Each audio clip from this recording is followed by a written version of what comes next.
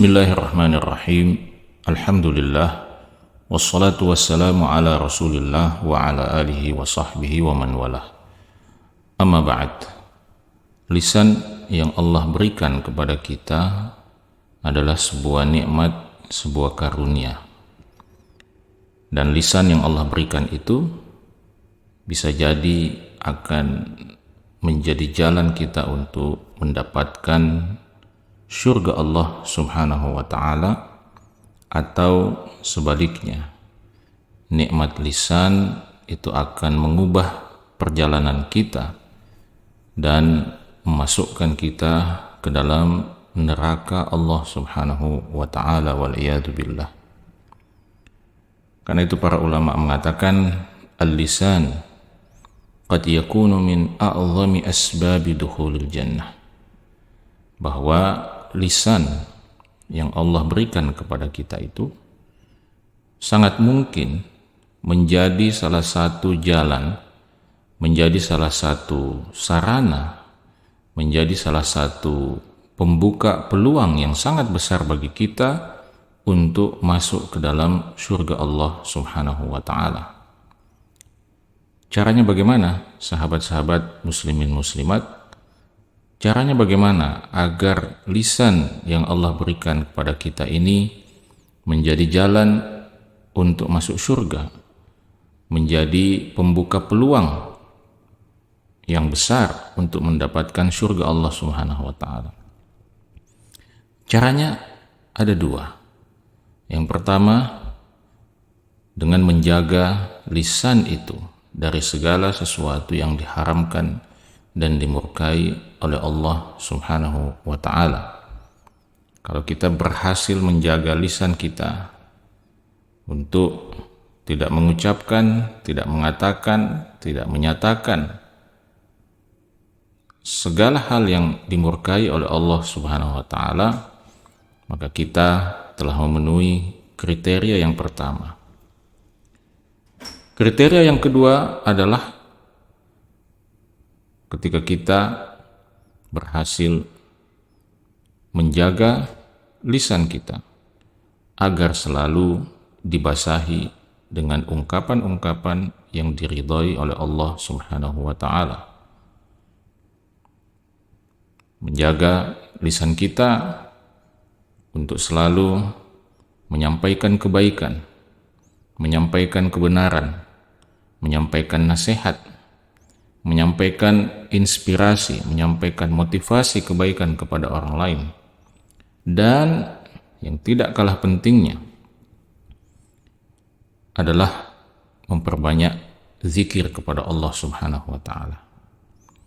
Kalau menyampaikan kebaikan, menyampaikan nasihat, menyampaikan motivasi kepada orang lain, itu manfaatnya adalah untuk orang lain. Tapi jangan lupa bahwa kita juga secara pribadi sangat membutuhkan manfaat dari lisan itu untuk kita. Karena itu, jangan sampai kesibukan Anda menasihati orang lain, kesibukan Anda mengingatkan orang lain, kesibukan Anda menasihati orang lain dengan lisan Anda, membuat Anda lupa untuk menyiapkan bekal pribadi Anda dengan lisan itu, dengan cara selalu membasahi lisan itu dengan zikir kepada Allah subhanahu wa ta'ala.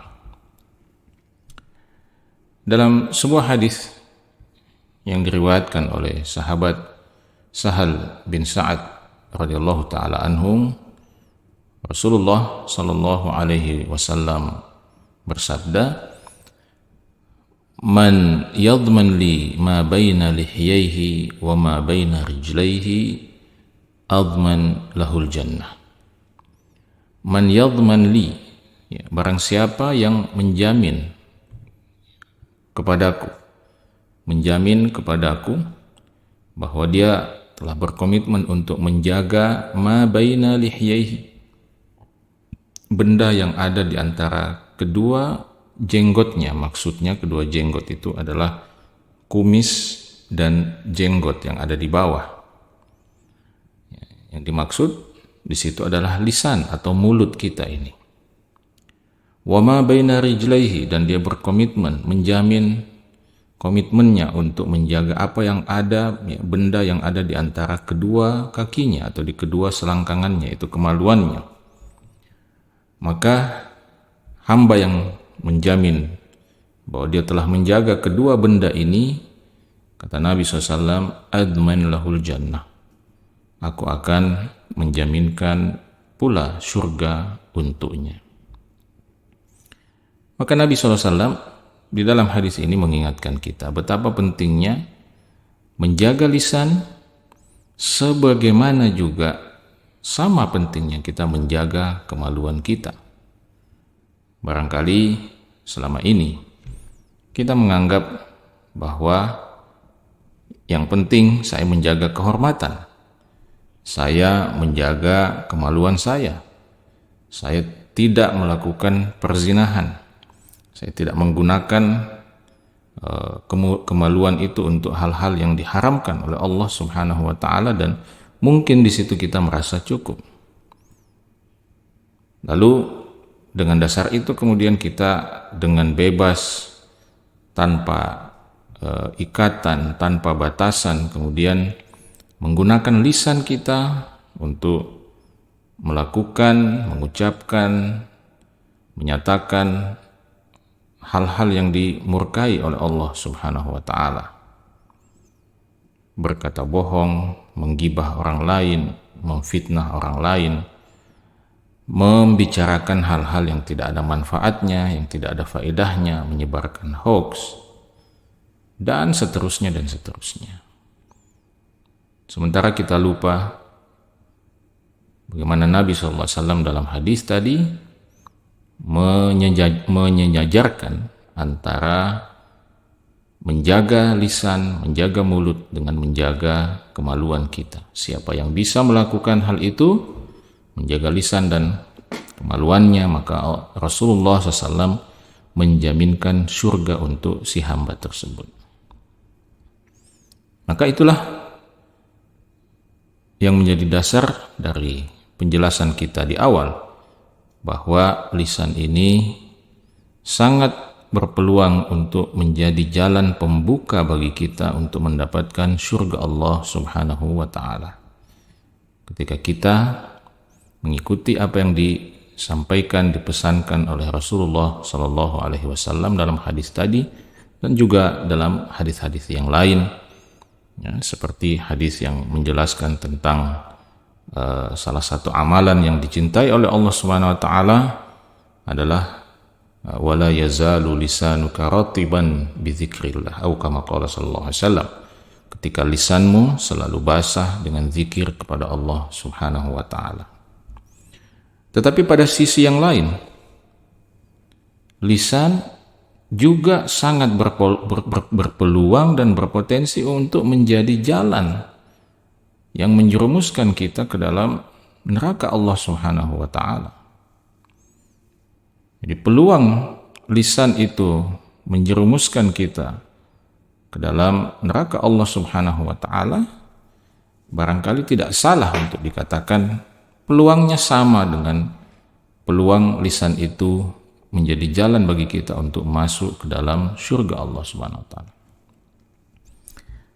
Ketika kita tidak mengikat lisan itu dengan batasan-batasan yang ditetapkan oleh Sang Pencipta lisan itu, ketika kita tidak mengatur lisan kita sesuai dengan aturan yang ditetapkan oleh Allah yang mengaruniakan lisan itu kepada kita, maka pada saat itulah lisan akan menjerumuskan kita, waliyadzubillah, menjerumuskan para pemiliknya ke dalam neraka Allah Subhanahu wa taala. Dalam hadis yang diriwayatkan oleh sahabat Abu Hurairah radhiyallahu taala anhu, dia mengatakan, su'ila Rasulullah sallallahu alaihi wasallam. Rasulullah sallallahu alaihi wasallam pernah ditanya an aktsari ma yudkhilun nasal jannah, tentang perkara yang paling banyak menjadi sebab orang dimasukkan ke dalam surga Allah Subhanahu wa taala.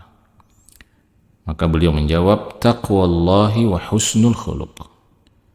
Takwa kepada Allah, rasa takut kepada Allah, dan akhlak yang baik.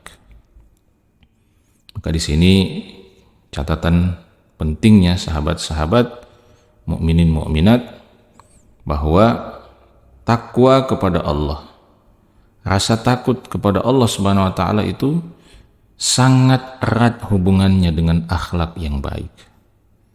Artinya salah satu parameter bahwa Anda memiliki takwa kepada Allah, memiliki rasa takut kepada Allah ketika Anda mewujud menjadi seorang manusia yang memiliki akhlak yang baik.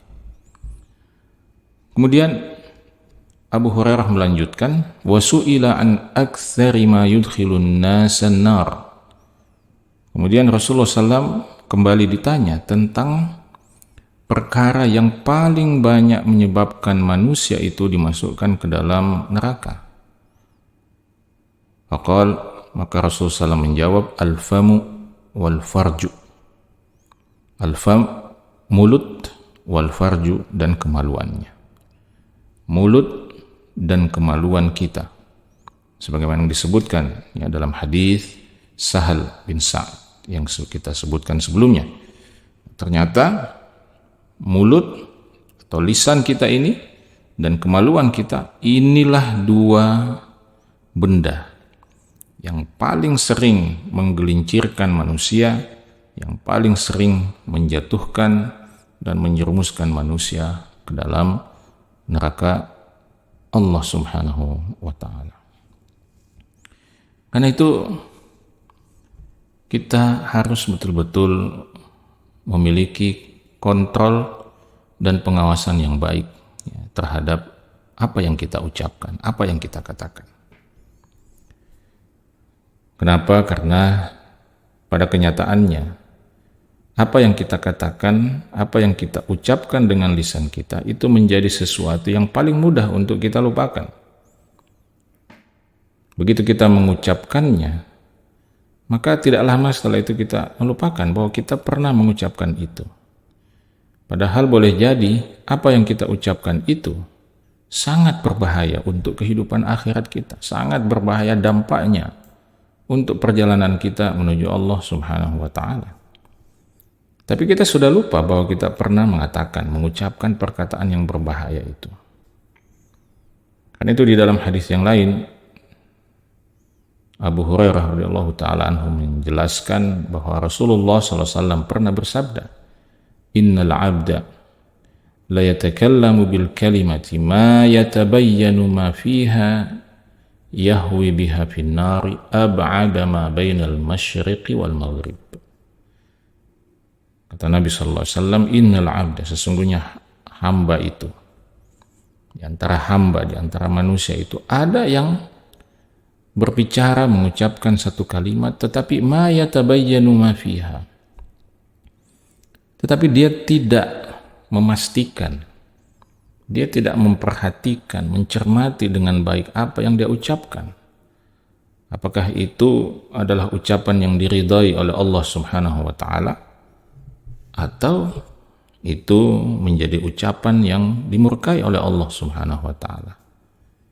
Ya, mohon maaf ya, kalau saya terpaksa harus menyebut ya, model-model manusia, model-model profesi yang seringkali menjebak kita dalam kondisi seperti ini, di mana kita berbicara tanpa mempertimbangkan efek ucapan, pembicaraan, perkataan kita itu di akhirat.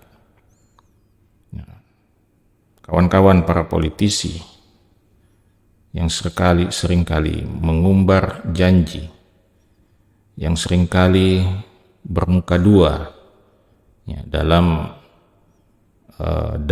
kegiatan-kegiatan politisnya, para pedagang, ya, para pejabat. Hati-hatilah dengan perkataan yang kita ucapkan. Karena seperti yang dikatakan oleh Nabi SAW tadi, bahwa seorang hamba boleh jadi mengucapkan satu kalimat yang dia tidak memperjelas.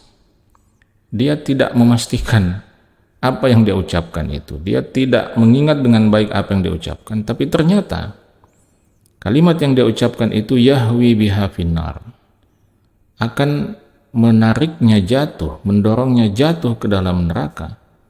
Ab'ada ma bainal masyriqi wal maghrib, akan mendorong dia, menarik dia jatuh masuk ke dalam neraka, ya, sejauh jarak yang bahkan melebihi jarak antara timur dan barat. Wal iyadzubillah.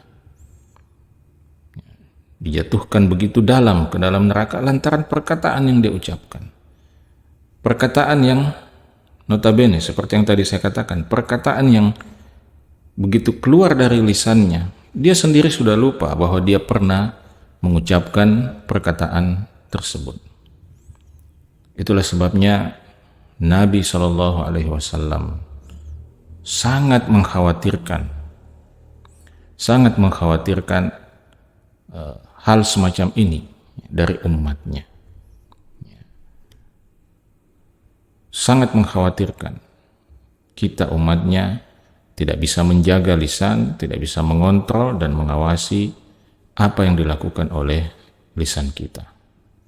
Dalam hadis yang lain yang diriwayatkan oleh Sufyan bin Abdullah As-Saqafi radhiyallahu taala anhu, beliau pernah bertanya kepada Nabi SAW, "Ya Rasulullah, wahai Rasulullah, hadithni bi amrin a'tasimu bihi." Tolong sampaikan kepada saya satu perintah, satu perkara yang bisa aku jadikan sebagai pegangan.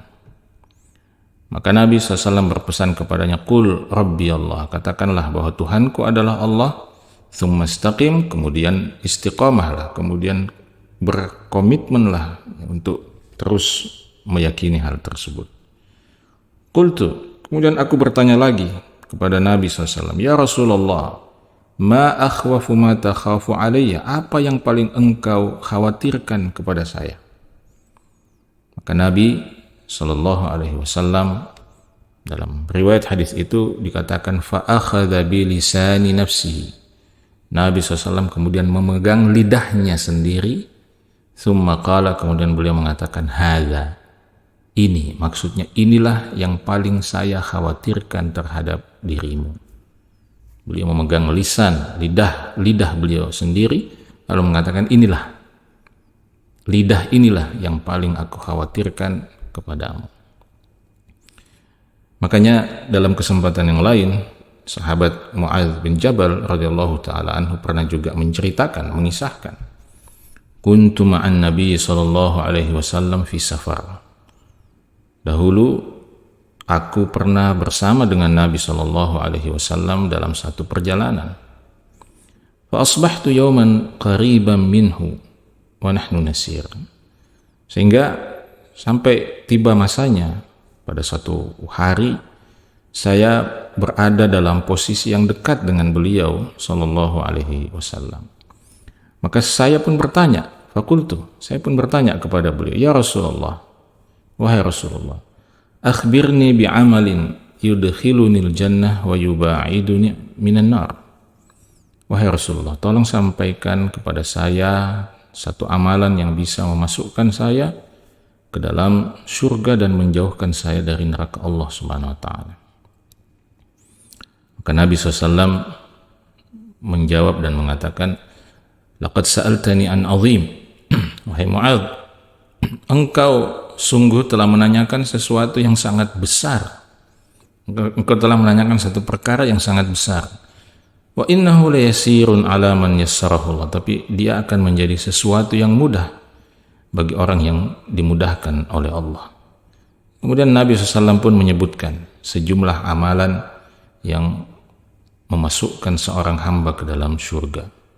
Ta'budullah, engkau menyembah Allah, wala tusyriku bihi syai'an, dan jangan tidak menyekutukannya dengan apapun. Wa tuqimus shalah, engkau tegakkan salat. Wa tu'ti az-zakah, engkau tunaikan zakat. Wa tasumu Ramadan, engkau tunaikan puasa Ramadan. Wa tahujjul bait, dan engkau berhaji di Baitullah. Kemudian setelah itu Nabi SAW, ya hadisnya cukup panjang. Sesudah itu Di ujung hadis itu Nabi SAW mengatakan, "Ala ukhbiruka bimalaki dzalika kulli." Wahai Mu'adz, apakah engkau ingin aku kabarkan, aku sampaikan kepadamu tentang kunci dari semua itu, tentang pengendali dari semua itu, pengendali dari semua kebaikan itu, dari semua amalan itu? Maka tentu saja Mu'adz mengatakan, "Bala ya Nabi Allah, tentu saya sangat mau, sangat ingin mengetahui apa kunci, apa pengendali dari semua amalan itu." Maka lagi-lagi Nabi SAW memegang lisannya, memegang lidahnya. Fa akhadha bilisani. Nabi memegang lisannya lalu mengatakan, "Kuffa alaika hadza." Tahanlah, jagalah olehmu akan benda ini, yaitu lidah ini.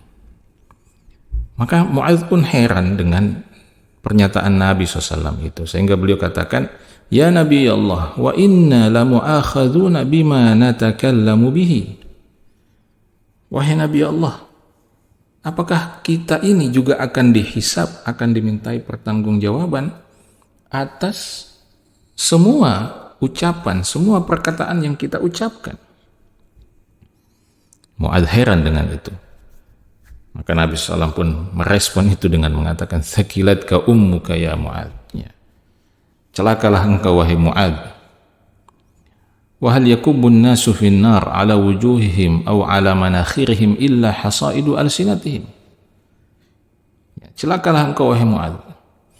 Apakah manusia itu memangnya tidak masuk, tidak disungkurkan, dilemparkan ke dalam neraka kecuali lantaran hasil panen yang dilakukan selama ini oleh lisan mereka?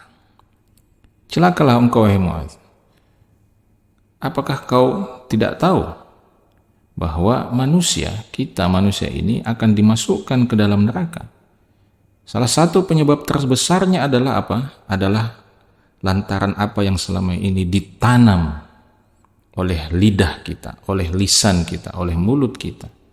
Maka hasil dari apa yang ditanam oleh lisan kita, oleh mulut kita, perkataan kita, itulah yang akan kita panen di kehidupan akhirat. Kalau yang ditanam adalah kebaikan, maka hasilnya kita akan mendapatkan surga Allah. Tapi kalau yang ditanam oleh lisan kita, oleh lidah kita, mulut kita adalah keburukan, kemaksiatan, maka hasil yang dipanen adalah neraka Allah Subhanahu wa taala, waliyadzubillah. Sahabat-sahabat, mukminin mukminat, mudah-mudahan ini bisa menjadi motivasi sekaligus pengingat bagi kita untuk selalu menjaga, memperhatikan dan mengawasi apa yang dilakukan oleh lisan, apa yang dilakukan oleh mulut kita ini. Semoga bermanfaat. Wassalamualaikum warahmatullahi wabarakatuh.